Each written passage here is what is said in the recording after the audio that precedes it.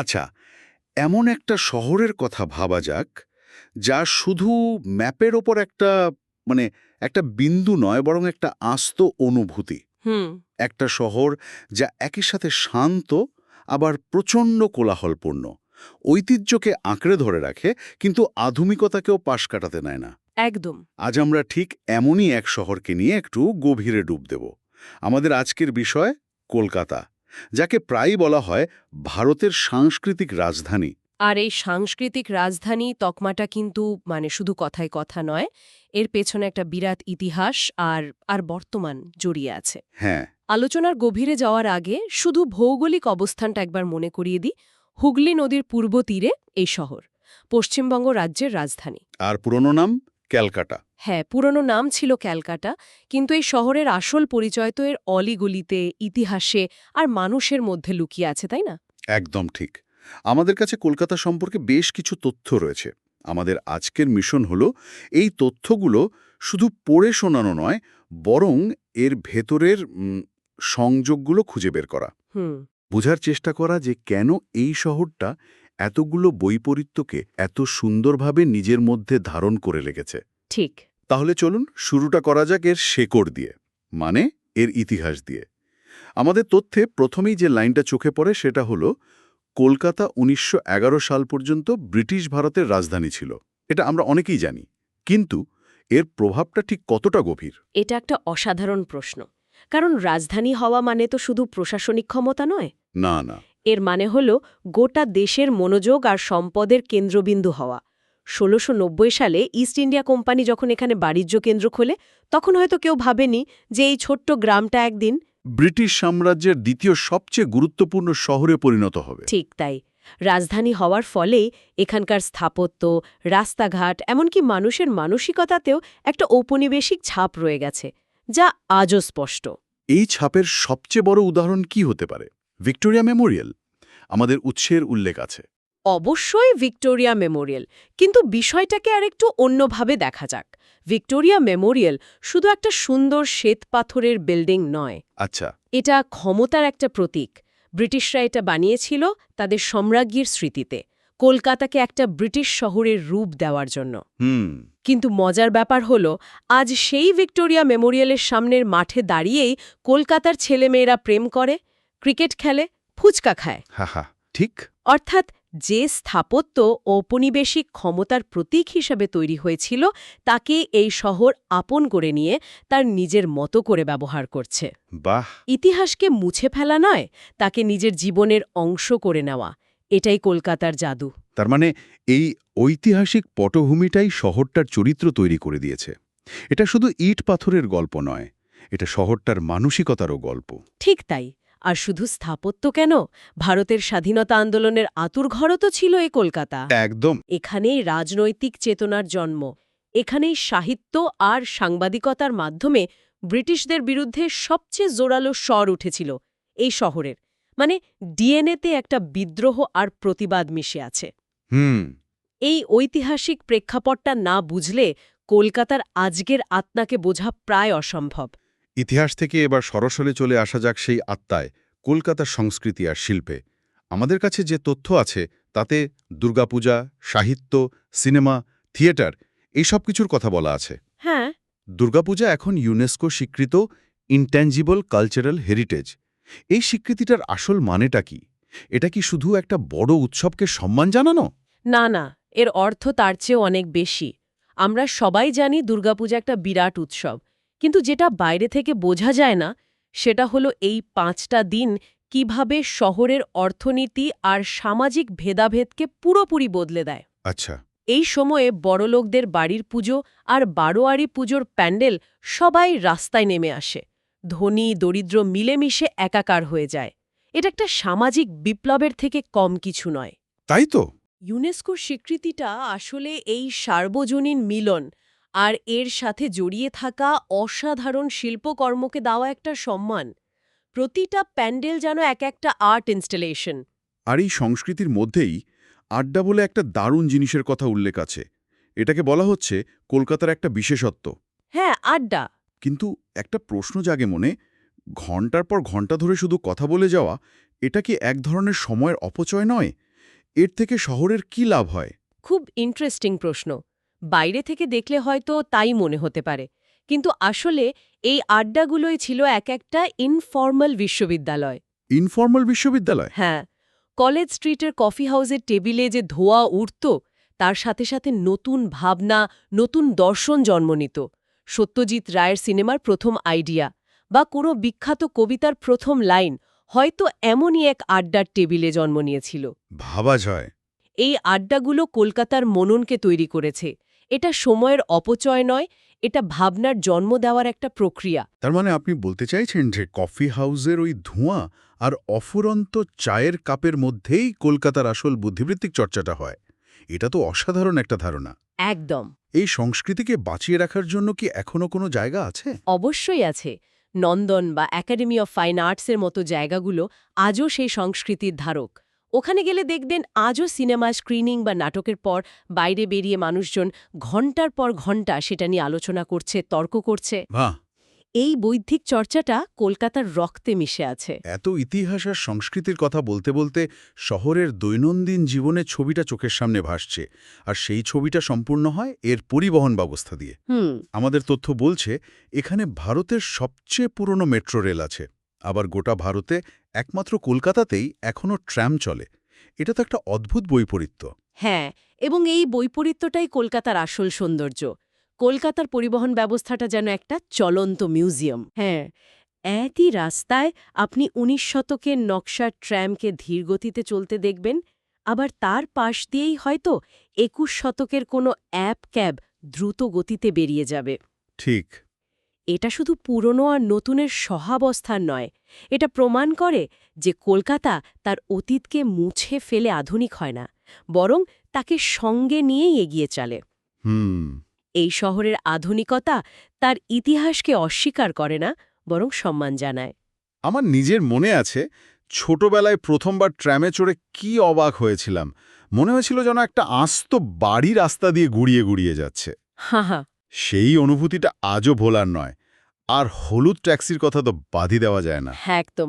হলুদ অ্যাম্বাসিডার ট্যাক্সিগুলো তো প্রায় কলকাতার আইডেন্টিটির অংশ হয়ে গেছে।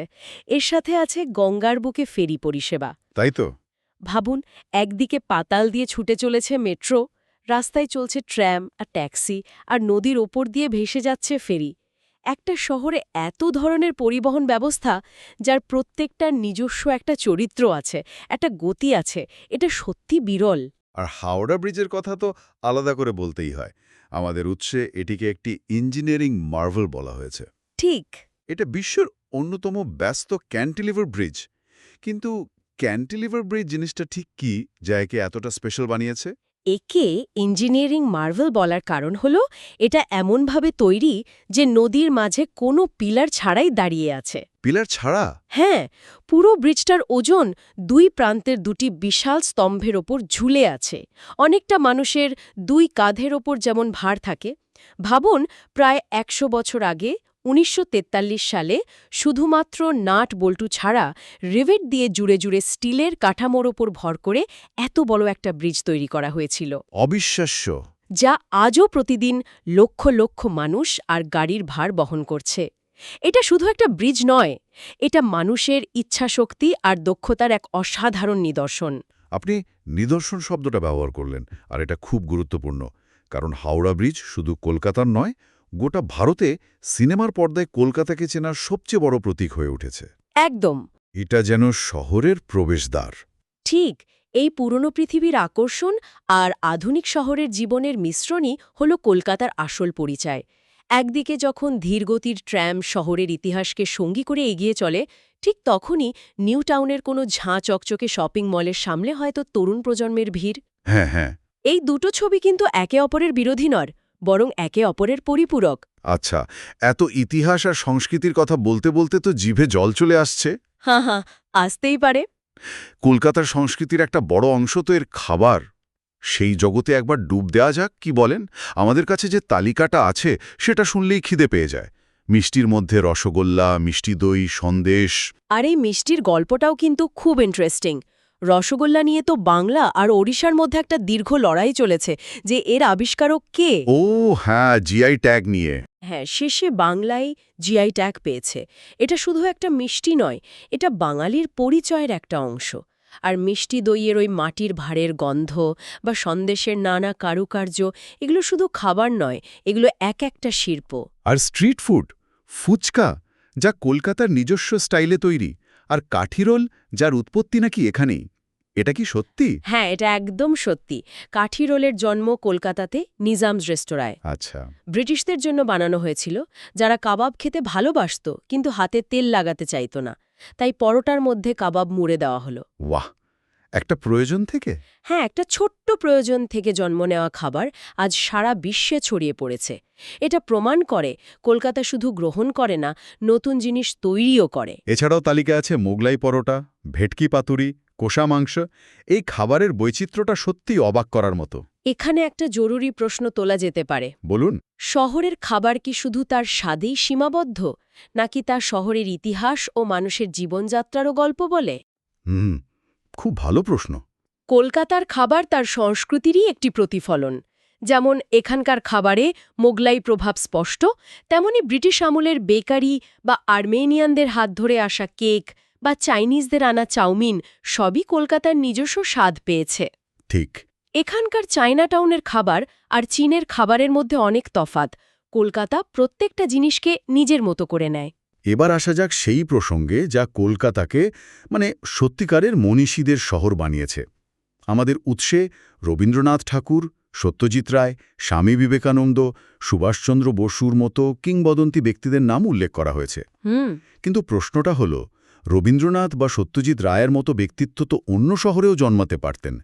কলকাতার মাটিতে বা বাতাসে এমন কি ছিল যা এই মাপের সৃজনশীলতাকে জন্ম দিয়েছিল?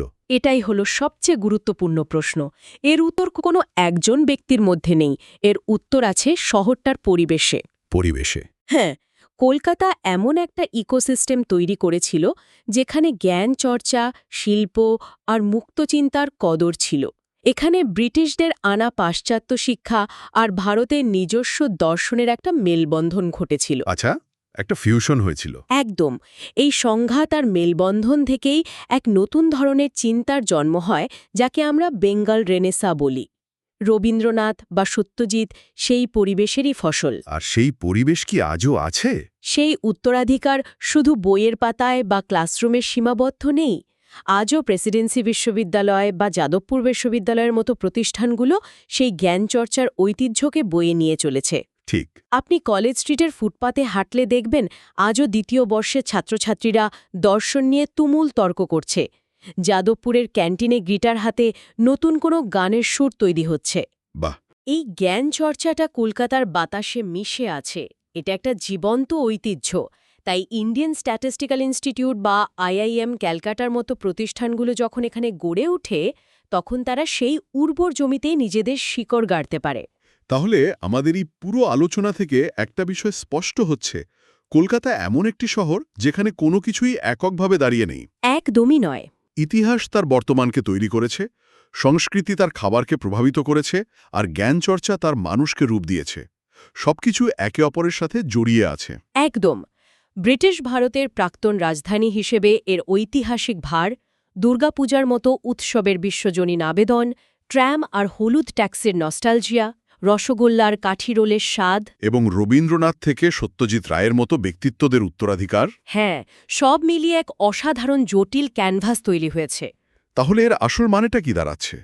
কলকাতা এমন একটা শহর যা সহজে ধরা দেয় না। একে বুঝতে হলে এর বৈপরীত্যগুলোকে ভালোবাসতে হয়। ঠিক। এই আলোচনা থেকে আমরা কলকাতার কি সে সম্পর্কে একটা ধারণা পেলাম। কিন্তু এর আসল মজা লুকিয়ে আছে কেন এবং কিভাবের মধ্যে। আমাদের উৎসে কিছু অতিরিক্ত বিষয়ের ইঙ্গিত দেওয়া হয়েছে, যেমন হিডেন জেমস বা ফুড ট্যুর গাইড। এগুলো আমাদের আরও গভীরে ভাবতে সাহায্য করে। যেমন একটা শেষ প্রশ্ন দিয়ে যদি শ্রোতাদের ভাবনার জন্য ছেড়ে দেওয়া হয়। নিশ্চয়ই। আমরা অনেক কিছু নিয়ে কথা বললাম, কিন্তু একটা প্রশ্ন থেকেই যায়। কি সেটা? আজকের এই গ্লোবালাইজেশনের যুগে, যেখানে সব শহর ধীরে ধীরে একই রকম হয়ে যাচ্ছে, কলকাতা কি তার এই অনন্য চরিত্রটা ধরে রাখতে পারবে? এটা একটা খুব গুরুত্বপূর্ণ প্রশ্ন। ভিক্টোরিয়া মেমোরিয়ালের সামনে দাঁড়িয়ে আজকের প্রজন্মের তরুণ-তরুণীরা তাদের শহরের ইতিহাস নিয়ে ঠিক কিভাবে ভাবে? তাদের চোখে কি ভবিষ্যতের স্বপ্ন নাকি অতীতের জন্য দীর্ঘশ্বাস? এই প্রশ্নগুলোর উত্তর হয়তো কোনো গাইডে পাওয়া যাবে না। এর জন্য শহরটিকে অনুভব করতে হবে, তার স্পন্দনকে বুঝতে হবে। কলকাতার আসল পরিচয় হয়তো তার ভবিষ্যতের মধ্যেই লুকিয়ে আছে।